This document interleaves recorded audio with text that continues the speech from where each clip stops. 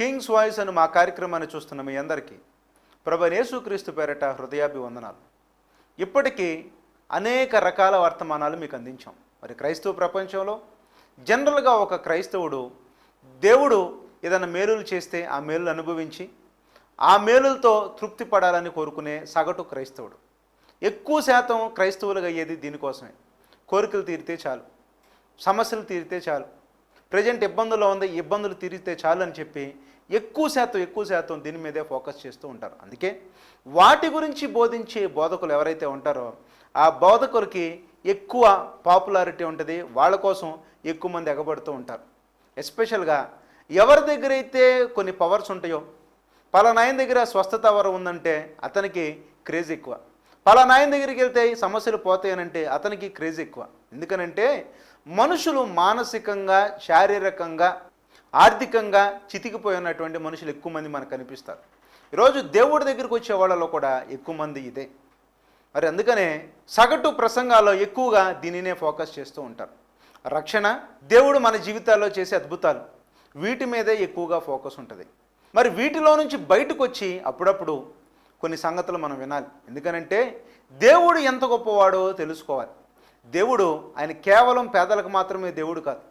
ఆయన కేవలం ఆరోగ్యం లేకుండా అనారోగ్యంతో బాధపడుతున్న వాళ్ళకే దేవుడు కాదు, అప్పుల్లో ఉన్న వాళ్ళకి మాత్రమే దేవుడు కాదు.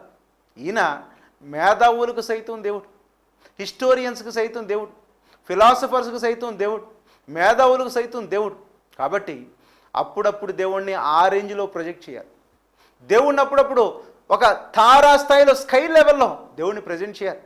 అందుకే నేను ఎక్కువగా దేవుణ్ణి ఒక కొత్త కోణంలో, ఒక అద్భుతంగా, ఒక స్కై లెవెల్లో దేవుని రేంజ్లో ప్రజెంట్ చేయాలని చెప్పి అనేక ప్రసంగాలు అందిస్తూ ఉంటాను. అందులో భాగంగానే ఎక్కువగా సైంటిఫిక్ ప్రసంగాలు అందిస్తూ ఉంటాను. మరి సైంటిఫిక్ థ్రిల్లర్స్ విన్నప్పుడు చాలామంది థ్రిల్కి గురవుతారు. ఎంత గొప్పగా ఉందా బైబిల్ అని. బైబిల్ పట్ల వాళ్ళకి ప్రేమ కలుగుతూ ఉంటుంది. చూడంగానే ముందు స్టన్నింగ్ ఇంత మంచి మాటలు బైబిల్లో ఉన్నాయని చెప్పి వాళ్ళు ఆశ్చర్యపోతూ ఉంటారు. అలాగే హిస్టారికల్ మెసేజ్ సిరీస్ కూడా మీకు అందిస్తాను. ఇప్పటికి అనేకమైన హిస్టరీ మెసేజెస్ అందించాను. మరి నా యూట్యూబ్ ఛానల్లో ఉన్నాయి, మీరు తప్పకుండా చూడండి. ఎదోమైట్స్ చరిత్ర మీద ఇచ్చాను, డానియల్ ప్రాఫెసీస్ మీద ఇచ్చాను, అపోస్తుడైన పౌలు గారి జీవితం పుట్టినరోజు మొదలుకొని చనిపోయేంత వరకు ఈచ్ అండ్ ఎవ్రీ ఇన్సిడెంట్ జాగ్రఫికల్గా, హిస్టారికల్గా, ఆర్కియాలజికల్ ఎవిడెన్సెస్తో సహా ఇచ్చాను. ఇవన్నీ యూట్యూబ్లో ఉన్నాయి, మీరు అందరూ చూడండి. ఇలాంటి ప్రసంగాలు ఎందుకు కావాలంటే బైబిల్ మీద ప్రతి వాళ్ళు కమాండ్ తెచ్చుకోవాలి. అలాగే భారతదేశ చరిత్ర అని ఒక సిరీస్ని ఇచ్చాను. భారతదేశంలో జనం ఎక్కడి నుంచి వచ్చారు, అసలు మనందరం భారతీయులు అంటూ ఉన్నాం. భారతదేశ చరిత్ర చెప్పమంటే ఎక్కువగా చెప్పేది రెండు మాటలు, ఆర్యులు, ద్రవిడులు. మరి ఆర్యులు అనేవాళ్ళు, ద్రవిడులు జీవిస్తున్నటువంటి టైంలో భారతదేశానికి వచ్చారండి. ఖైబర్ బోలాన్ పాస్ దాటుకుని క్రీస్తు పూర్వం 1500 సంవత్సరాలని చెప్పి మధ్యాసియా నుంచి వచ్చారు ఆర్యులు అని చెప్పి ఈరోజు మనం చదువుకుంటూ ఉన్నాం. మరి 1500 సంవత్సరాలకు ముందు, క్రీస్తుకు పూర్వం 1500 సంవత్సరానికి ముందు ఎవరు ఉన్నారంటే ద్రవిడులు ఉన్నారని 1922 సంవత్సరంలో జాన్ మార్షల్ యొక్క రీసెర్చ్లో నుంచి, మరి హరప్పా, మొహంజదారో అనే పట్టణాలు కనుగొన్న తర్వాత అక్కడ ఒక సివిలైజేషన్ ఉంది, ఒక నాగరికత ఉంది. అదే ఇండస్ వ్యాలీ సివిలైజేషన్ అని కనుక్కున్నారు. మరి నా ప్రశ్న ఏంటంటే దానికి ముందు ఎక్కడున్నారు? ఇండస్ వ్యాలీ సివిలైజేషన్ రావటానికి ముందు భారతదేశంలో ఉన్నటువంటి జనం ఎక్కడున్నారు? వాళ్ళు రావటానికి ముందు ఎక్కడున్నారు? బైబిల్ చెబుతున్న మాట అందరూ చదువుదాం. అపోస్తుల కార్యాలు 16వ అధ్యాయం 27వ వచనం. మరియు యావత్ భూమి మీద కాపురం ఉండుటకు ఆయన ఒకరి నుండి ప్రతి జాతి మనుషులను సృష్టించి, వారు ఒకవేళ దేవుని తడువులాడి కనుగొందురేమో అని తన్ను వెదుకు నిమిత్తము నిర్ణయ కాలమును వారి నివాస స్థలం యొక్క పొలిమేరలను ఏర్పరచను. ఒక్క మనిషి నుంచే ప్రతి జాతి మనుషులను దేవుడు చేశాడు. ఆ ఒక్క మనిషి ఎవరో? ఆదాం.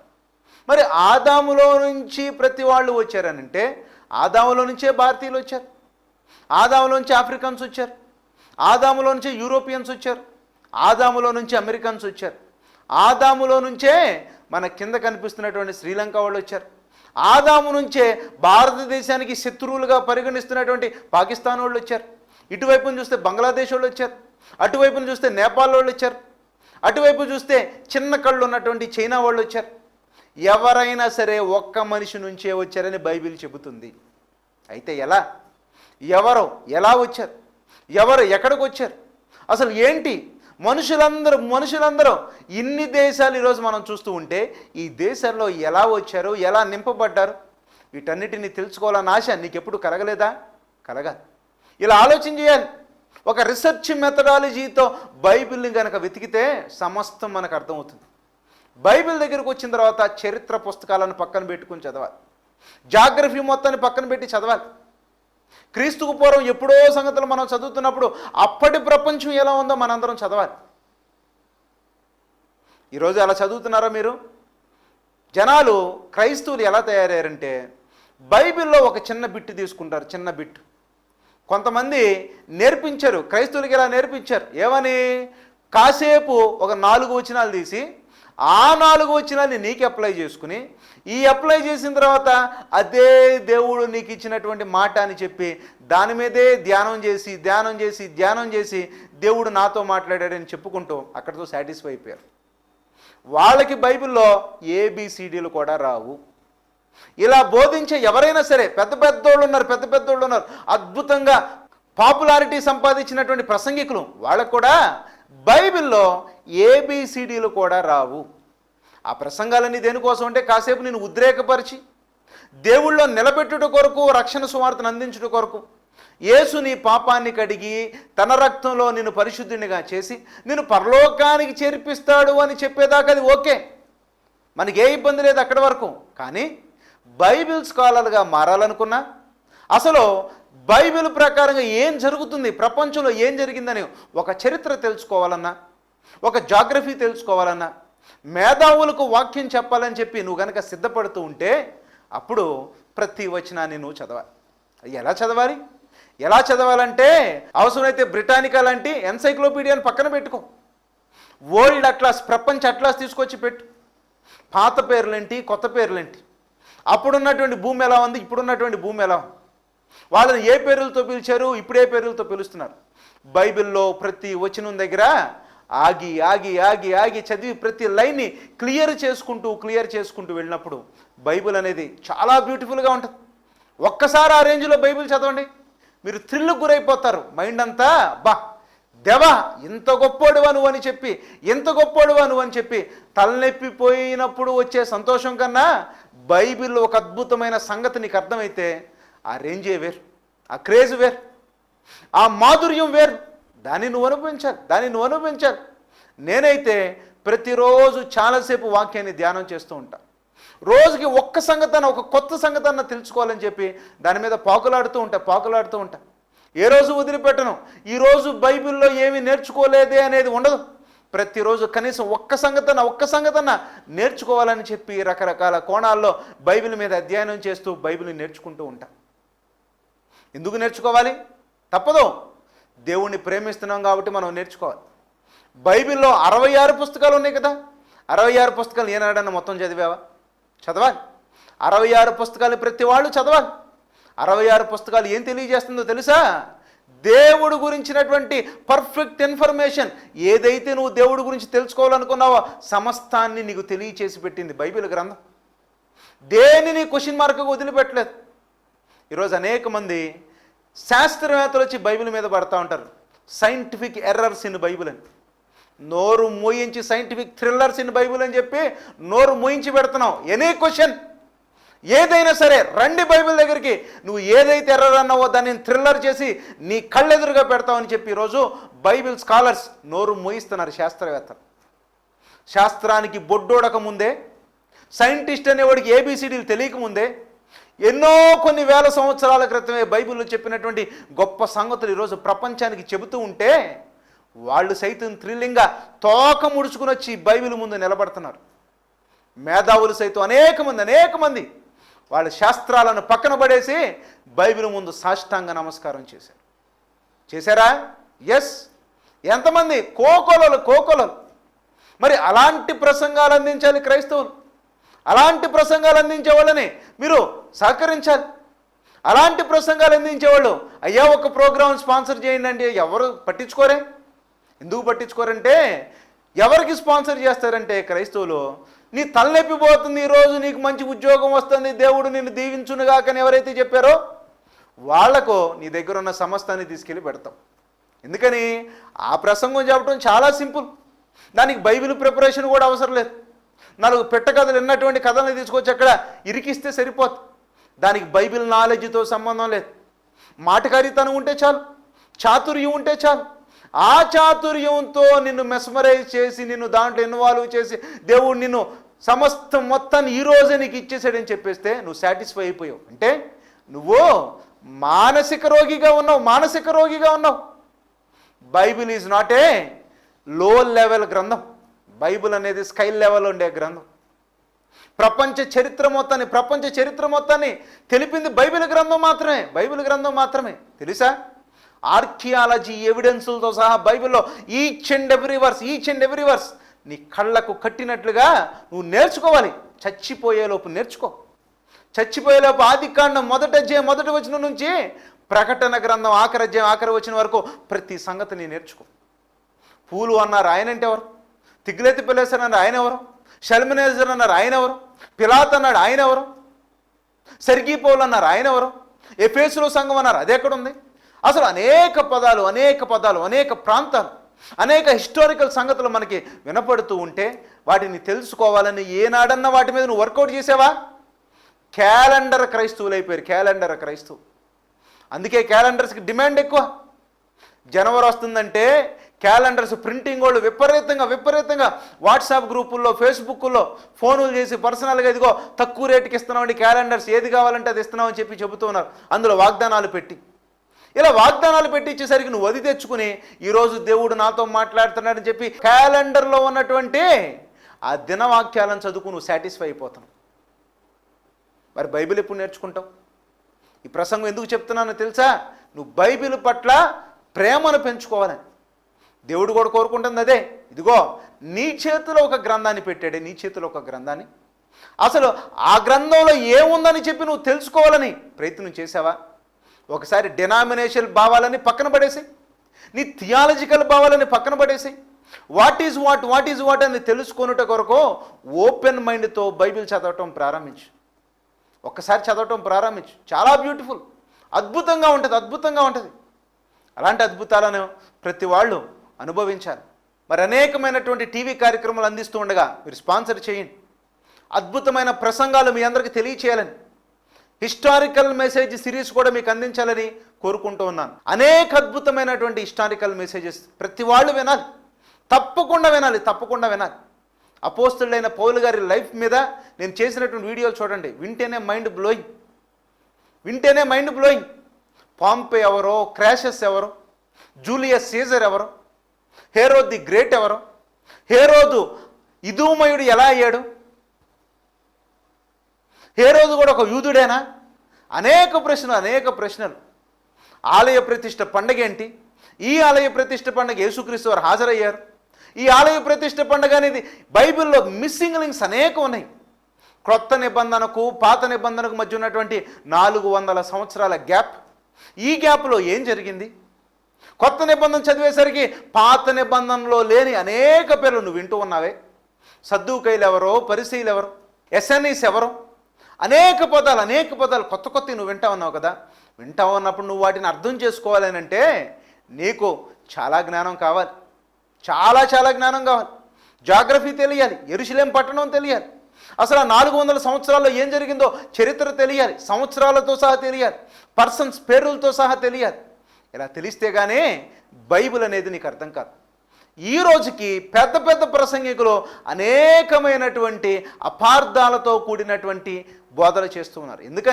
ఎందుకనంటే వాళ్ళకు చరిత్ర తెలియదు కాబట్టి. కావాలంటే రాసి పెట్టుకోండి, వాళ్ళకి చరిత్ర తెలియదు కాబట్టి దొంగ బోధలు చేస్తున్నారు. ఎందుకు నేర్చుకోవాలా చరిత్ర? బైబిల్ దగ్గరికి వెళ్ళి చరిత్ర నేర్చుకున్నప్పుడు రండి. ప్రవచన గ్రంథాలు, ప్రవక్తలు చెప్పినటువంటి ప్రవచన గ్రంథాలు చదివి నువ్వు ఒక్క ముక్కను అర్థం చేసుకోవాలంటే ఆ రోజుల్లో ఏం జరిగిందో తెలియాల్సినటువంటి సంగతి నీ మీద ఉంది. వాటిని నేర్చుకోవాలి. అప్పుడు ఏం జరిగిందో అర్థమైతే అప్పుడు నీకు ప్రవచనం అర్థమైతే అది జరిగిందా, జరగబోతుందా, ఇంకా రన్నింగ్లో ఉందా, ఇలాంటి సంగతులు అర్థమవుతాయి. ఇలా అర్థం కాకపోయేసరికి ఈరోజు క్రైస్తవ ప్రపంచం అంతా చాలా చాలా చాలా చాలా రాంగ్ మైండ్ సెట్లో ఉన్నారు. ఎందుకని బైబిల్ ఆ మాటను చదివినప్పుడు అది నీకు ఫ్యూచర్ టెన్స్లో కనిపిస్తుంది. నువ్వు ఇప్పుడు బైబిల్ చదువుతున్న నువ్వు ఏమనుకున్నావంటే దాన్ని ఫ్యూచర్ టెన్స్లో తీసుకున్నావు, అంటే భవిష్యత్తులో జరిగేది అని. ఇలా భవిష్యత్తులో జరిగేది అని చెప్పి తీసుకుని నువ్వేమనుకున్నావంటే భవిష్యత్తులో జరిగిద్ది. భవిష్యత్తులో ఎప్పుడు జరిగిద్ది అంటే అంత్య దినాలలో జరిగిద్ది అనుకున్నావు. మరి అంత్య దినాలు అంటే ఏంటి? అంత్య దినాలు అంటే ఏంటి తెలుసా? నీకు తెలియదు. అంత్య దినాలంటే నువ్వేమనుకున్నావంటే ఇంకా ఇప్పటి నుంచి మొదలుపెట్టి జరగబోయేది అంత్య దినాలని నువ్వు అనుకున్నావు. ఎందుకనంటే యు ఆర్ మిస్టేకెన్. నీకు చరిత్ర తెలియలేదు కాబట్టి నువ్వు మిస్టేకెన్, అపార్థం చేసుకున్నావు.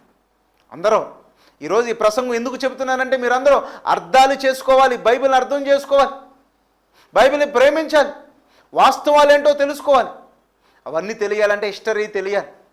కొంతమంది వచ్చి ఊరికి నానేస్తారు, హిస్టరీ ప్రసంగాలు ఎందుకు బ్రదర్ అని. హిస్టరీ ప్రసంగాలు ఎందుకన్నావు కాబట్టే నీకు బైబిల్లో ఏబిసిడీలు కూడా రాలేదు. కొంతమంది వచ్చి అంటూ ఉంటారు, సైన్స్ ఎందుకు బ్రదర్, రక్షణ చెబితే చాలు కదా అని. ఆ రక్షణ చెప్పేవాళ్ళు 100లో 90% మంది ఉన్నారు కదా, నువ్వు చెబుతున్నావు కదా, నువ్వు చెప్పు. ఆ రక్షణ చెబుతావు అన్నావు కదా, మరి మేధావులకి ఎవరు చెబుతారు? గొప్ప వాళ్ళకి ఎవరు చెప్తారు? బైబిల్ అనే దాన్ని కేవలం పేద ప్రజల గ్రంథంగా మాత్రం ఉంచాలనుకున్నావా? బైబిల్ అనేది కేవలం పామరుల గ్రంథంగానే ఉంచాలనుకున్నావా? బైబిల్ అనేదే శాస్త్రవేత్తలకు మాన్యువల్. నేను ఎప్పటి నుంచో ఒక స్లోగన్ ఇచ్చాను, ప్రపంచం అనేది ఒక ల్యాబొరేటరీ అయితే బైబిల్ అనేది ల్యాబొరేటరీ మాన్యువల్.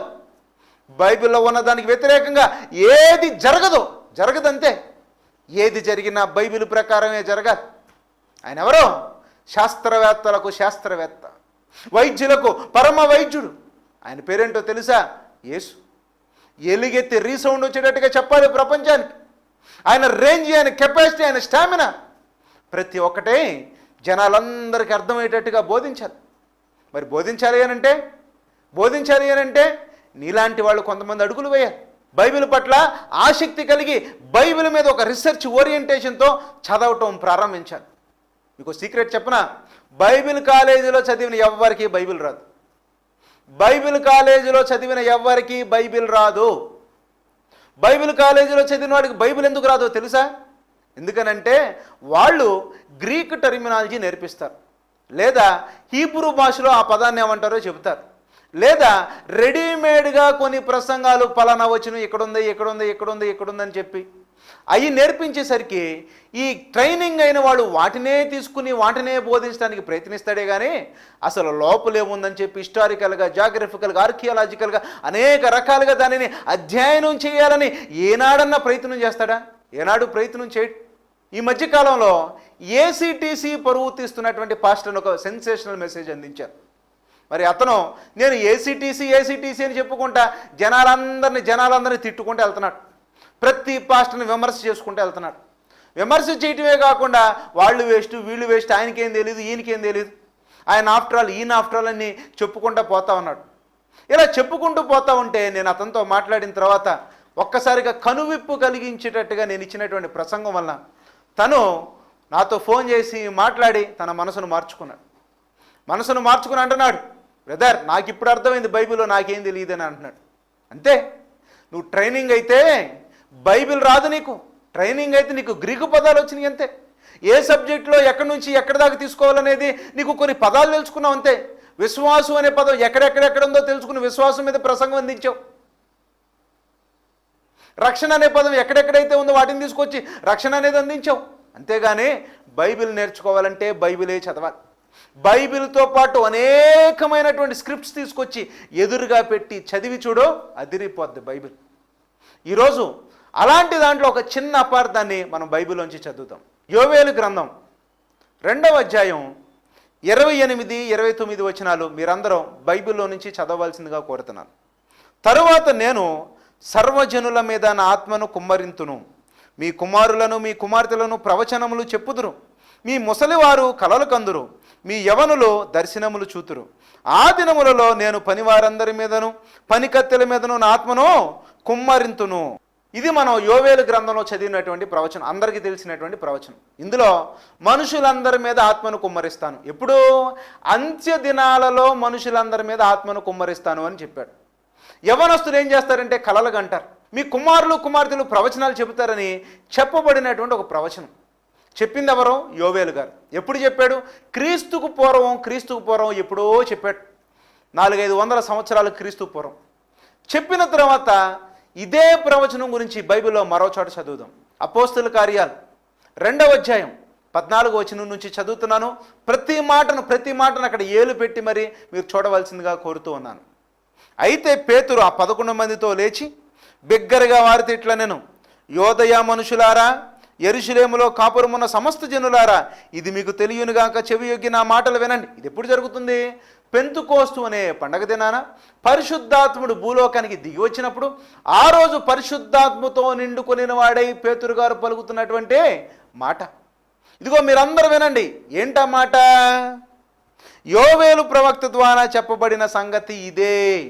యోవేలు ప్రవక్త కొన్ని వందల సంవత్సరాల క్రితం చెప్పాడే పాత నిబంధనలో, ప్రవక్తల గ్రంథంలో, అప్పుడు చెప్పినటువంటి మాట ఇదే. ఏంటది?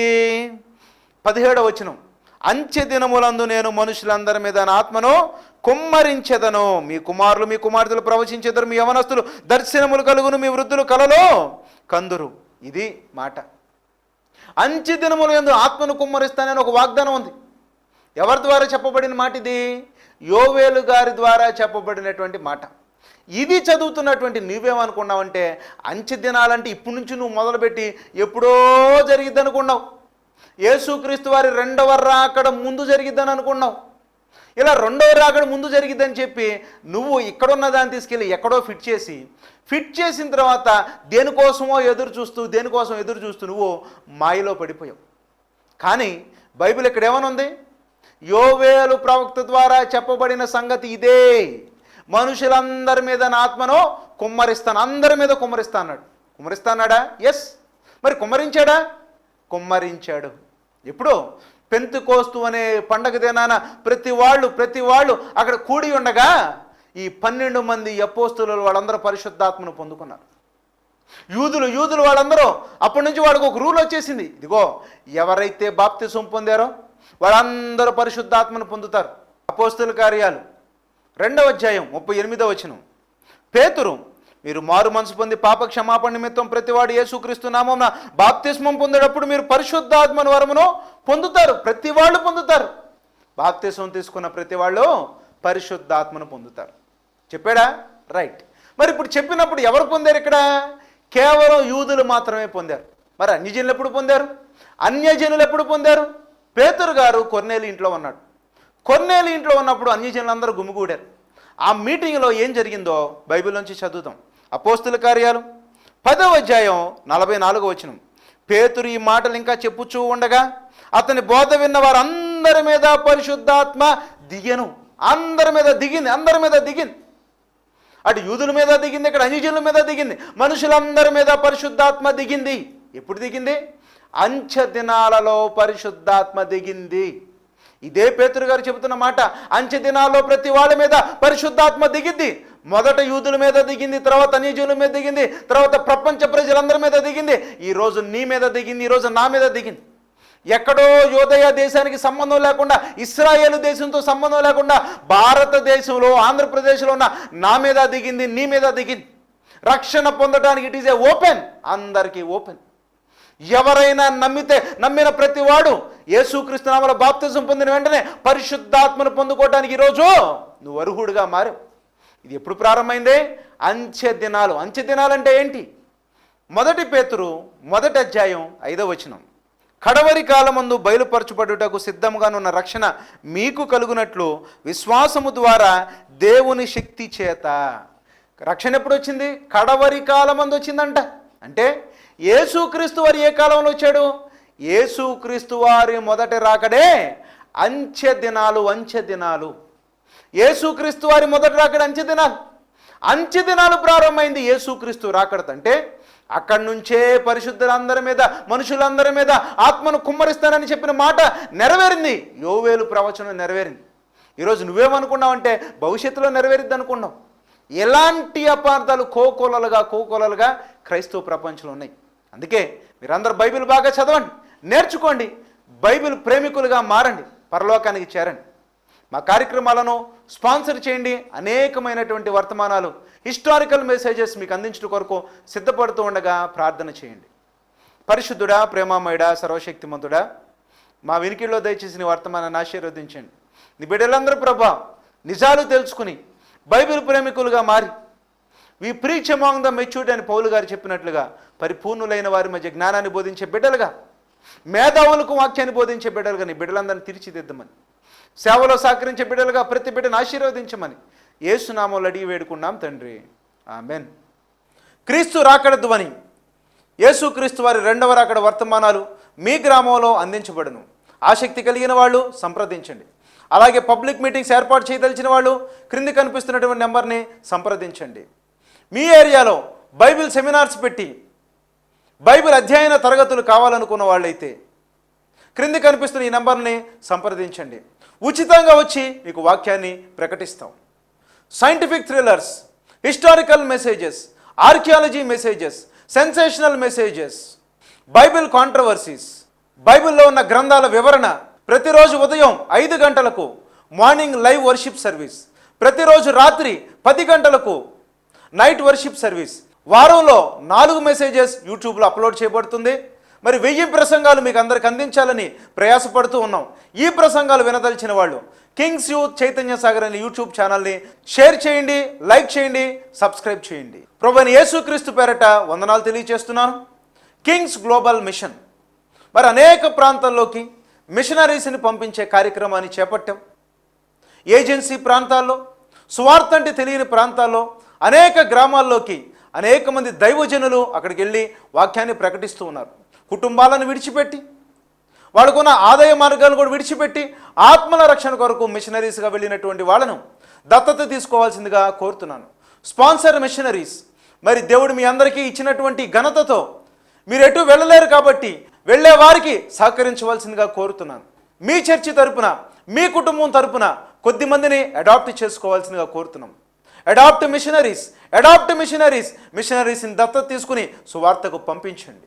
ప్రేరేపించబడిన వాళ్ళు క్రింద కనిపిస్తున్నటువంటి ఈ నెంబర్ని సంప్రదించవలసిందిగా కోరుతున్నాను.